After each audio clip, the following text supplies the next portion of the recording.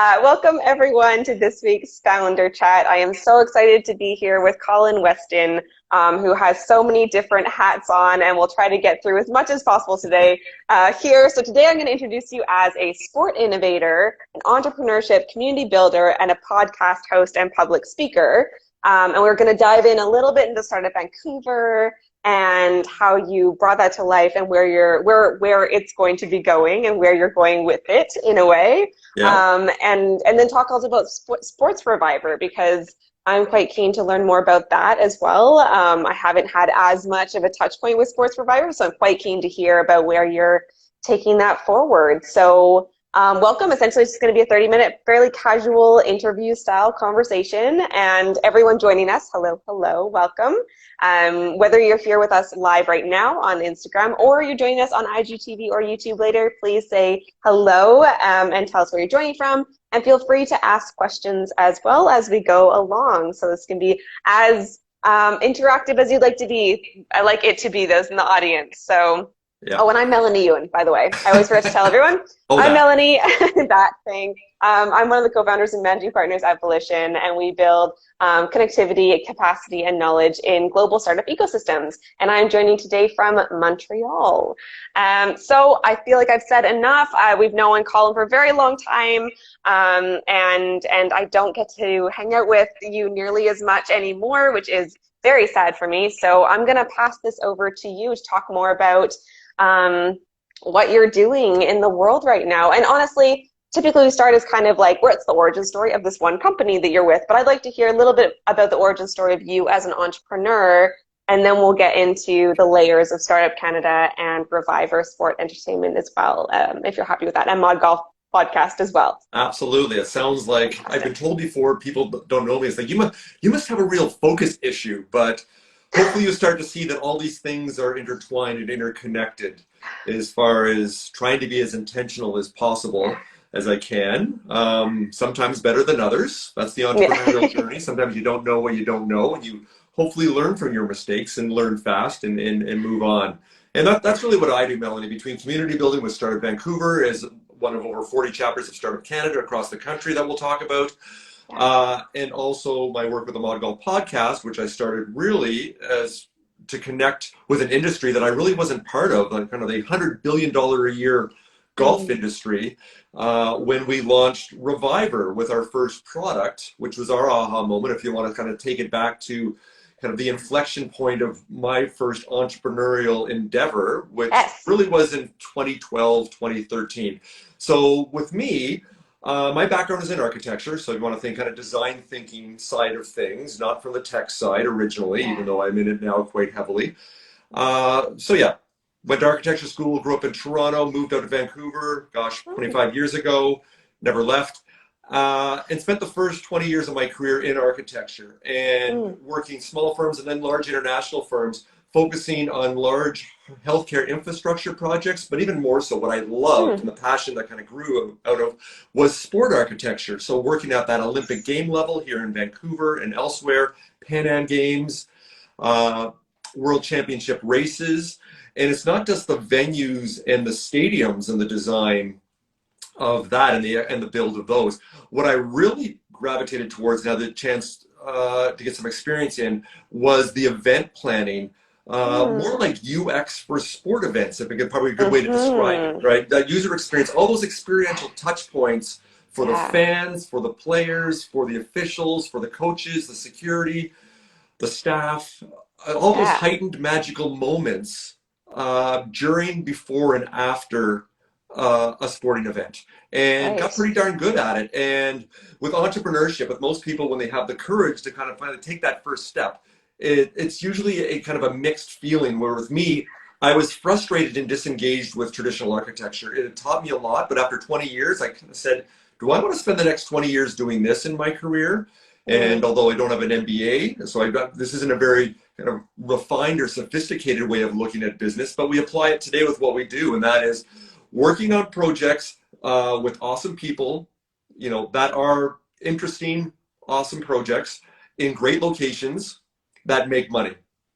And then the fifth that's really exposed itself the last 5 or 6 years, especially my work in community building, That's so important, and that is to give back, to have impact, to make a difference in Yeah. the world, right? To have that platform, whether it's for mental health awareness, whether it's for empowering women and girls through sport, business, and life. And that's critically important and part of our culture and our North Star. So that was the kind of the takeoff point and the aha moment for the first uh, gap or pain point that we saw in the golf industry without knowing anything about golf and playing a couple times a year and not being very good, being a little better now because I play more. But that was Right. really the launch pad of why. So it's part frustration and disengagement with my traditional career and profession, and also seeing opportunities in another area. Right. Oh, that's so interesting. Um, for some reason, I kind of pegged you as someone who had a lot of experience in the golf kind of area because this is where you are now have built a name for yourself, I think. And like in terms of like your approach to the golf space, I know is also quite different, or at least it has been in the past. I don't know what's happening now in the world of golf and how the different approaches or the like entrepreneurial what the entrepreneurial mindset is in that space now, but. I think that's really interesting. Thank you for sharing that story. So Mhm.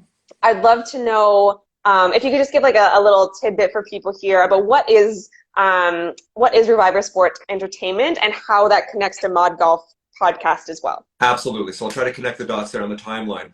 So before creating a company, I know a lot of people do that, and we've seen a lot of pitch decks with the pitch nights that we've collaborated on, that they come up with all the infrastructure and they have Yeah. they got all the CFO and the CTO and all the C's, and they don't have a product yet. They don't even know if they have, customer fit. So Yeah. with us, it wasn't about creating Reviver first, it was about creating a product. And what we saw is this gap, and not knowing anything about the golf industry, but understanding sport. Let's get my background in architecture, and also what we really loved and other friends loved, loving action sports. And what we saw with golf, kind of the aha moment very quickly here, we're sitting in a Vancouver sports bar in January of 2012, and there's screens everywhere, and there's a boring golf tournament going on, and we saw this Red Bull action sport event on a screen beside it called Crashed Ice, which is a sport they created, which is four racers on this 1,500 meter sloping crazy track in the middle of a city, dropping it Mm, in, 100,000 mm, people, music, lights, it's just going off. And I just turned to Philip, my good friend and business partner and co-founder of Reviver, and said, why isn't golf more like that? We love golf, but even we don't want to watch that. So why anybody else that doesn't like it? It's boring. So what, we're yeah. up on the ice track. Why don't you take, I don't know, 3 holes of golf, and like drop it in there and get rid of the ice track. So you got the music, you got everything else. It's short, it's sharp, it's not 4 days long, and all that other stuff, and all these complicated Hmm. rules.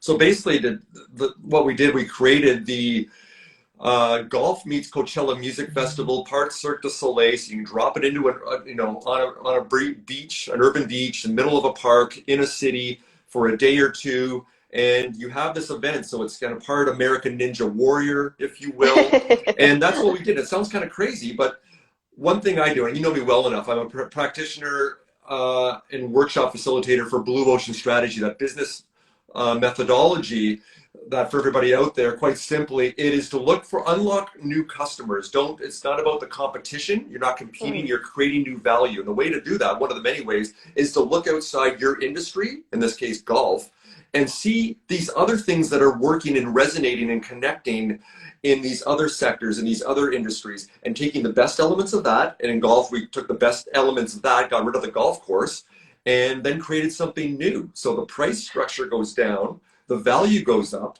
and it scales. And that's what I right. do in community building, and that's what I do elsewhere. So without that whole story, that'll take way too long to tell, but then we created what was called Ripped Links. So that Okay. was out of the gate of what we created, and then had a 2 year crazy journey. It was mostly in the States, because Canada's about 5 years behind in the sport innovation, Right. sport tech space. And Right. $1 million, which at that time, we just thought this is the way this entrepreneurship thing works, rather than building it up, validation and scale. We know how hard it is. In a way, we kind of got lucky, even though we worked really hard at that. But we knew nothing about entrepreneurship at that time, which is one of the Right. reasons, as a bit of a springboard to the next conversation, of why I give back so much. Of all the mistakes we learned, we got the sequencing wrong, we got things out of order, spent way too much time on focusing on this. And Right. that's one reason why I give back so much, because entrepreneurship is hard, and still 8 out of 9 startups fail, and we want to improve those rates just as you do. Fantastic. Well, one of the questions I would like to ask is around what are some of your lessons learned as an entrepreneur? And usually I ask about that later, but I was feeling that part of the reason that you transitioned into community building as like a really central focus of who you are and what you do around ModGolf Podcast is around Startup Vancouver and why you got started, that it has something to do with some of the lessons learned along the way as well. Am I speaking out of place, or is this accurate? Not at all. No, I think it's a great time and great segue for that question. And for everybody out there, whether you're considering entrepreneurship, you've got some ideas, or you've given it a shot before, or right in the middle of it, it really is about relationships, and it's about that give first mentality. And I didn't answer your earlier question, that extra piece to the puzzle of why ModGolf Podcast. I had other friends that were doing a lot of events, a lot of friends that were already in the podcasting space. And we're doing it for the right reasons, not to try to be the next Joe Rogan and get 1 million downloads for every 3-hour rambling conversation you have. It would be nice if you do and monetize that. But it was more for just like we're doing here. We're actually, we're creating value by offering people, you know, our experience, the good, the bad, and the ugly. So for me, with the one thing I could say is spend the time to build what we call your social capital. And I've done that over the last 5 years through why I put in so much effort with as being the community leader and co-founder of Startup Vancouver here. Why I continue with the ModGolf Podcast over 100 episodes later. And the key is treat everything as an experiment. One thing, and we all grew up with this, almost everybody did, whether it's elementary school, high school, college, university, it's a quantitative assessment analysis, and there's failure and there's shame and stigma attached to that, so you won't try. And you're like me, Melanie, we've had to unlearn all these things of saying it's okay if we stumble and fall, just do it quickly and get up and learn from that, and treat it as an experiment. So I don't like the F word, in this case failure. I like to use the E word, and I did that with podcasting. I approached it as a lean startup. I approached it as a blue ocean strategy. And as an entrepreneurial endeavor, I was looking at a little time off while we were designing surf parks, which is another thing with Reviver that we've done, of course, through what we do in sport. And that was summer of 2016. And I listen to a lot of podcasts, even though I'm a sports guy. I don't listen to any kind of sports podcasts. I love storytelling. I love the future of this, that, and the other, entrepreneurship.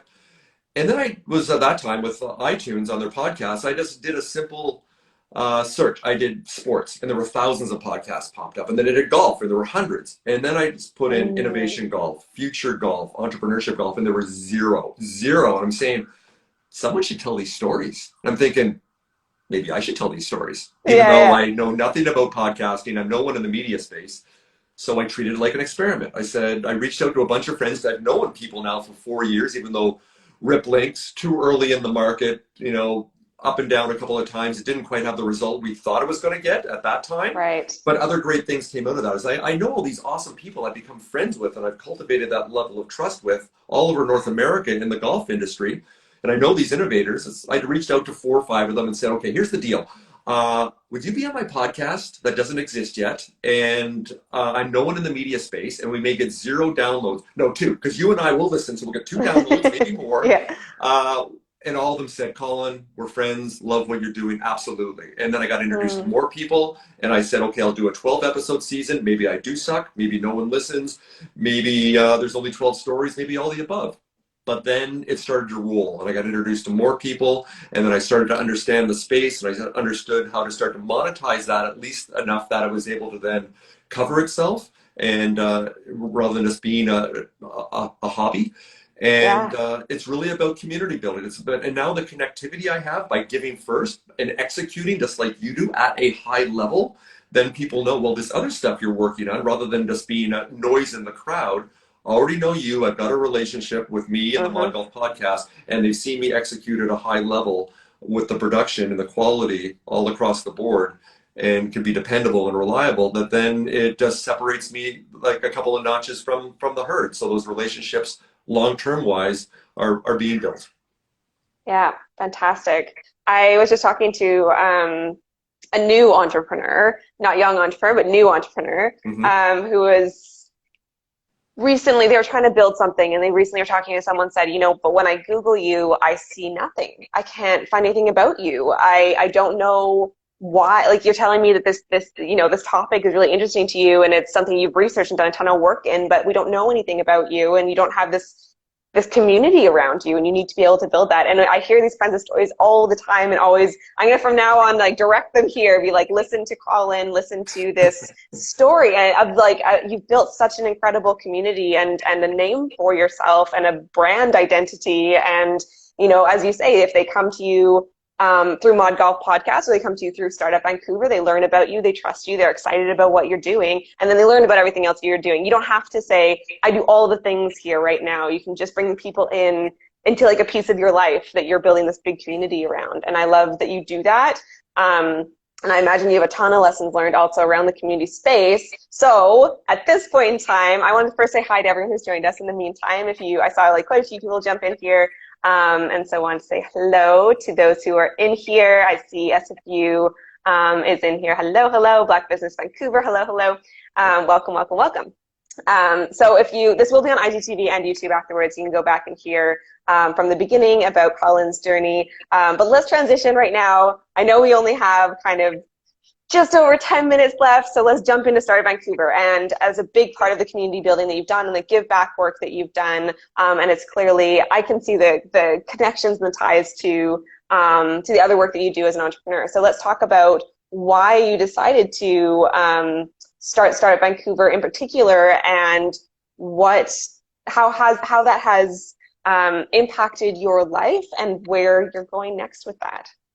Oh, great questions. Yeah, so with Startup Vancouver, so for those that don't know, Startup Vancouver has been around for over 4 years now. When we started the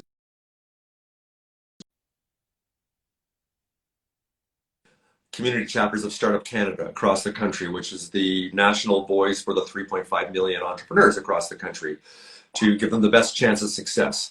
And part of my why, getting back to the early days of Reviver and Rip Links and not knowing what we didn't know and all those mistakes and missteps, I didn't want other people to make those also. So I figured I had something to learn or to give through cautionary tales and lessons learned. Yeah. And I got introduced to Startup Canada about 2015, so about 2 years into my entrepreneurial journey. They were doing one of the national road shows, and they had an event here, and I connected there, and I was aware of them. And then I started to work on their digital initiative platforms, both on Twitter and then with their podcasts, and became an advisor for them. And I was on a leadership call. So this is now, I guess, January of 2017. And at the end of it, I just chirped up. It's like, I got nothing to lose. I said, okay, Vancouver is such this vibrant ecosystem, this innovation, tech, entrepreneurship ecosystem, and mature. Why the hell isn't there a Startup Vancouver? And someone cleared their throat and said, well, we had a couple of missteps, and some people applied for it and they weren't robust enough with their team, and there were some other things. And I went, okay, whoa, okay, stop. That's okay. Park that. You figure that stuff out as far as whatever else is going on. I'm willing to throw my hat in the ring with a caveat of I've done no community building like this, and I don't come from the tech space. I do come from that design thinking space and have a lot of connectivity there. So you partner me with someone that's done that other side, or more than one person, and they did. And that's my good friend, and you know him with Rob Foxall. So Rob in the tech space, and also helped a couple years earlier, living in Calgary, get Startup Calgary off the ground. So him and I combined forces, had lots of conversations over beers and coffee. And long story short is Startup Canada really wanted us to start the chapter. So we did. Mm-hmm. But again, we approached that with that lean startup mentality. We didn't have any money. We're doing this off a startup side of our desk and kind of doing this as kind of the scrappy entrepreneurs, because we are a volunteer-based group of entrepreneurs for entrepreneurs.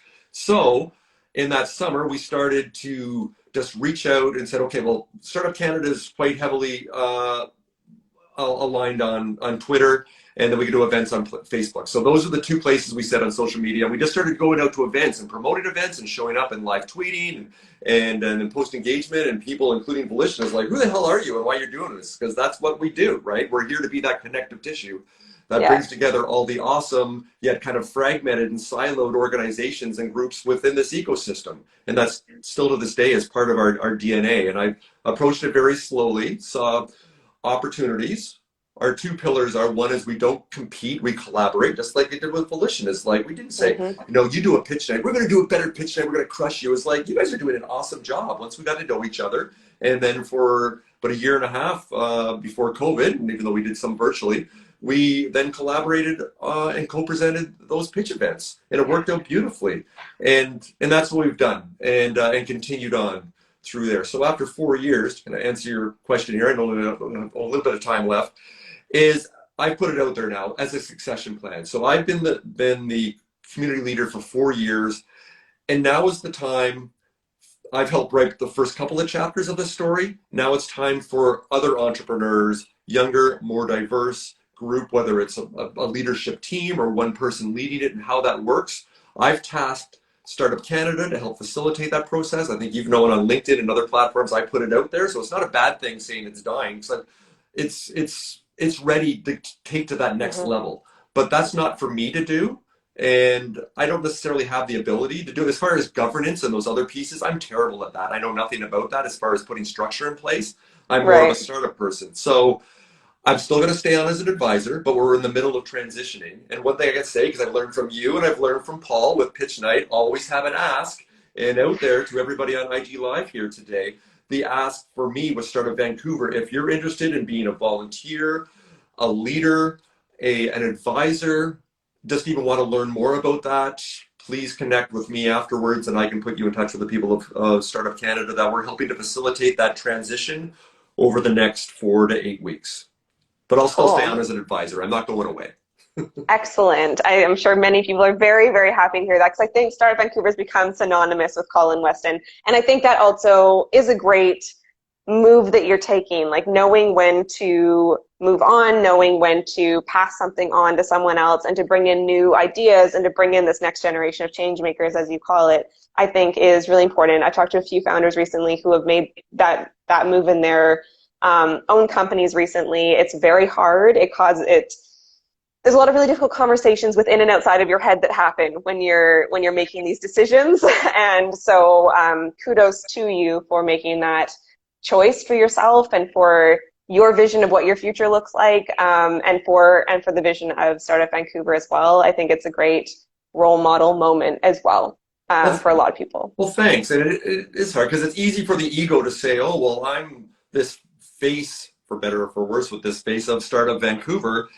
But that's not a good thing, because there's not, as far as resiliency and sustainability to make it enduring. Right now, if I stopped doing it without trying to put this in place with Startup Canada, it would die. And that would be a bad thing.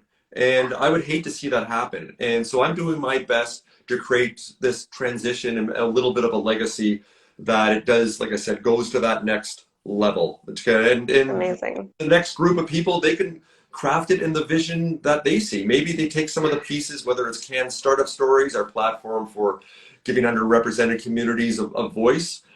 Maybe they'll continue with that, maybe not. Startup Drinks will start up again once we can get back in venue, which is such an incredibly monthly popular thing, over 300 people showing up. Maybe we'll do that, maybe not, but that's not for me to decide. And that's for me to kind of just let it go. In a way, I've already kind of let it go mentally, not fully emotionally yet. And it actually feels good, because I know now that it's going to endure and it's going to get to the next level. And what that looks like, we don't know, but that's okay. Amazing. Well, thank you for putting in that time and energy to create this succession plan.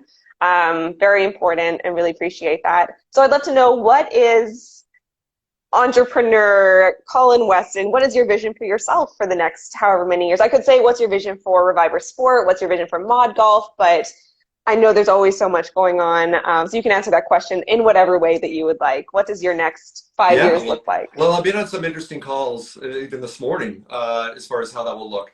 And doing a lot of reading on innovation and entrepreneurship during recessions, or even what happened in 1918 with the previous pandemic, and the 1920s being so robust.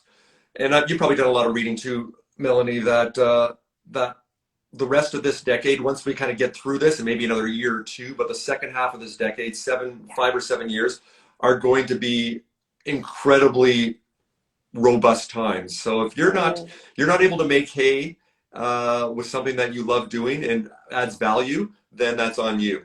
And that's what I'm looking. So in a way, I have a 9-year plan, both with the ModGolf Podcast, looking at plans. I'm talking to people in the media space in the US of saying this should be bigger. It should be Mod Sport, creating a platform called Mod Media, and seeing, and turning this into a multi-million-dollar asset. and having that out there, and really using the ModGolf podcast, where I speak with the catchphrases.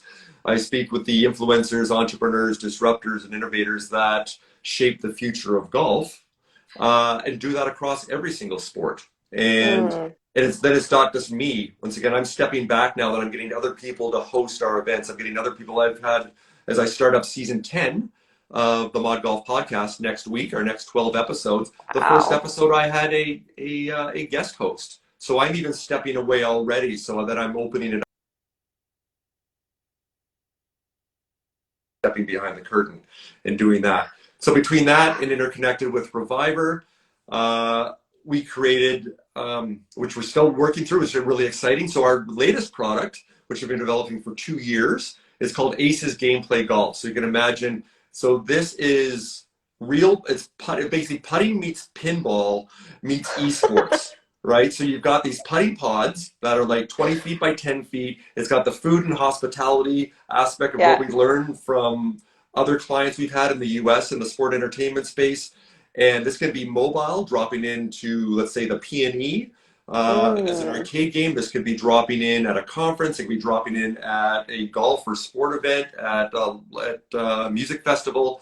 And what I love, everything that I do, you know, Melanie, that Blue Ocean strategy piece, is I want to create products, experiences, and services that connect with everybody, kind of these concentric circles of non-users, of people that refuse that sport or that product for whatever reason. And rather than, even though there's 25 million recreational golfers in North America, I see anybody with a putter in their hand and having fun, and gamifying that and having these connected virtually through leaderboards all over the world, or just in some corporate event that you have. And even though you may get lucky, next thing you know, in a 1 hour thing, Melanie, you've actually won. And you're like, woohoo, and you've got bragging rights. You get that little dopamine trip, right? So So without getting into this too much, what we're doing with Aces, we actually did very well last year at New Ventures BC, made it to the fourth round until that COVID thing hit, and everybody's saying, you really don't have a market here yet, which gets back to, for entrepreneurs, timing is so important with what you're doing, and you need to show patience and resilience. Because sometimes you have to let things come to you a little bit. And so in the next year, that's the plan. We're putting our next technical piece together for our MVP, past the technical piece that we built for Aces for our proof of concept. And but also we built those partnerships. So a keynote to leave on here with me, so I know we're almost at the top of the hour, is build those relationships. As far as everybody knows what a business model canvas is, all those 9 boxes, and we didn't even know what that was 7 years ago. And also we had a lot of boxes that were empty. So everything we've learned from Rip Links, we've applied that. We've actually compressed it down, added the technology piece, and understand we have a business model that replicates and scales now, where with Rip Links we didn't have that, right? So there you go. So Aces Gameplay Golf is the next piece that we're going to be building, and the ModGolf podcast is a great way for me to meet people that can connect to help move that forward. Cool. Okay. Well, you've given us a lot in the last 30 minutes. Even, I mean, a lot in, you know, the 5 years of community building, and since 2012 and everything you've been doing. Of course, you've given us a lot, and I think a lot to think about. It's important. I think you go back and listen. I could go back and listen to this interview a few times just to pull out, like, relationship building, yes, but also there's so many lessons you've given in building resilience in yourself, but also in your business, and sometimes or your organization, and taking a step back and thinking about, could this keep on going if I were to not be here tomorrow for whatever reason, if I stepped away for whatever reason, what would happen to the business? What would happen if another unexpected event like COVID happened? What would happen to our business? So many businesses got hit with that, ooh, I don't think you're resilient in a COVID world kind of thing, and we don't know what's going to happen. So thinking about that and being objective, or bringing in objective people to think about that with you, there's so many nuggets of gold here. So thank you for all you've given us. And what can we do in return for you? I know you've already given us the ask for Startup Vancouver. What can we do to support you as an entrepreneur in your journey? Yeah, well, with us, like I said, if you won't find any of the Aces stuff out there in the public domain quite yet. But hey, if people want to connect with me on LinkedIn, absolutely willing to do that. I spend a lot of time there, and that's about giving back first, once again, not just about kind of shouting to the the internet of what's going on. So definitely there, and also here on Instagram, you can find out what we're doing on the ModGolf Podcast at ModGolf Podcast. If you want to listen to some episodes, it's quite simple: www.mod.golf. And like I said, these stories are. I like to build different tribes or tribes within tribes. And even though, yeah, some of them are more golfy than others, these are entrepreneurial stories. So this is about storytelling in the entrepreneurial journey. And it just happens to be that golf is that thread that kind of weaves them all together. So, right. And on that note, the most downloaded episode we ever had was someone that never golfed before. And that was Professor Renee Marbone, who's the co-author of Blue Ocean Strategy. So it goes to show you that, that as far as finding who your audience is, and giving them what they want rather than creating a podcast and then trying to convince people to listen to it. Find out what people want and create content that adds value for them. Amazing. All right. So everyone head to at ModGolf Podcast on Instagram. You're also on Twitter at ModGolf Podcast, I believe. Thank you. Yes. Yes. And you're also on Twitter at Colin Weston01. Of course, Startup YVR is also on Instagram, and I believe that's what you've joined us. Yes, that's what you're joining us with here today. So make sure to go to all those on Instagram and on Startup and All Things. Like and share and comment and let Colin know what is on your mind and what you'd like to hear about next. And maybe someone who could interview in the future or could have as a co-host in the future. You never know. So there's lots of things that I'm sure you'd have to talk about with Colin, so please do go and support all the things that he's doing. I will make that ask for you to go out and do that. And thank you again, Colin. Is there anything that we didn't get to touch on here today that you'd wanted to mention? I think we threw a lot of the wall there already, so why don't we leave it at that? And tie a bow. I just love the work that you and Paul and the team are doing at Volition, and the fact that you're looking at new opportunities. I know you're doing a lot of collaborations with Startup Canada. This goes to show, as you continue with your entrepreneurial journey, like I said, I'm in a completely different place than when we started with that aha moment with Rip Links back in 2013. And you just never know where it's going to take you. And the same with your journey. I followed the Volition journey, and it's exciting for what you're doing too. I'm really excited to see what the next couple of years have in store for Volition. Absolutely. Well, thank you. The last question I do like to ask, to throw one more thing at the wall, is what is one thing that brings you joy right now? One thing that brings me joy, well, I have to say, I've been playing a lot of golf because during, especially during COVID, to be honest, it was part of my therapy to get out there. I only played like 5 rounds a year, wasn't playing very well, like never practiced, and I was like not a very good golfer. But now I've worked at it and enjoy it more. And whether I shoot 79, which I did for the first time last year, which is pretty darn good, or I go out and shoot 99, which I also did last year, it's about getting out and going for getting those 15,000 steps in, and just, it's part of that mindfulness and taking care of yourself in whatever way you can. And I find for me, it may sound kind of cliche of golf being a metaphor for life and blah, blah, blah, but in a way it's, it's kind of true. So I think that's been bringing me joy. And also my family too, my family and friends. Absolutely. Of course. Well, thank you so much. I've never tried golf, so I've been wanting to go to a driving range. I feel like I would enjoy that. So I'm planning on doing that in the near future, and I will think of you. Well, when we do build our prototype, our minimum viable product, and need some testing, I am your perfect customer. I know. You are our target market, not the I know. golfer. So no, I'm serious. You're the perfect person. I would love to get a putter. I was thinking that earlier. Yeah. And have you test it and get your feedback and get your reaction, because you're the market. And believe me, there's 100 times more of you out there in the space that can use this than people that are hardcore golfers. And that's for anybody. Unlock those new markets and those new customers and find them. Awesome. Sounds good. All right. Well, thanks again, everyone, for joining us here today. I will be here again next week on August 10th, speaking to Sophia Yang, who's the founder and executive director of Threading Change, a young entrepreneur who's doing some really interesting things and figuring out her way in the world of making impact. And it's very cool. And I'm very excited to talk to her next week. And in the meantime, it's been great to see everyone. If you've just joined us again, this will be on IGTV and YouTube. So please do, again, like and share and all the things and comment. And over to you, Colin, for any final words. I saw you open your mouth, so I'm going to pass it to you. No, it was more of a smile than anything else. Oh. No, it's all good. I'll leave you with the last word there. So thank you so much for just to express gratitude to have me on. I appreciate that. I hope you enjoy Montreal with the weird weather. Yes, there you go. And we'll talk soon. All right. Thank you so much, Colin. It was lovely to see you. And thank you to everyone for joining us. Thanks so much. Bye for now. Bye, everyone. Yeah.